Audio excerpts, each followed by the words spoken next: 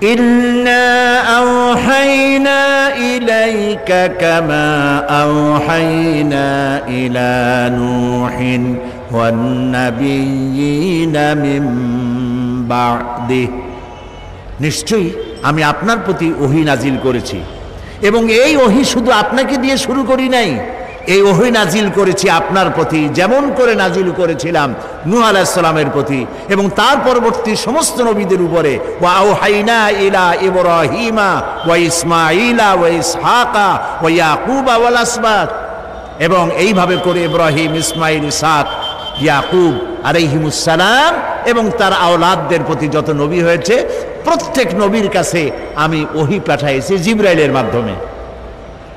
আচ্ছা, জিবরাইলকে না দিয়া আল্লাহ তাআলা নিজে বললে অসুবিধা কি হইতো? প্রশ্ন উঠতে পারে, সে প্রশ্নের জবাব আল্লাহ দিচ্ছেন। وما كان لبشر أن يكلمه الله إلا وحيا أو من وراء حجاب أو يرسل رسولا فيوحي بإذنه ما يشاء।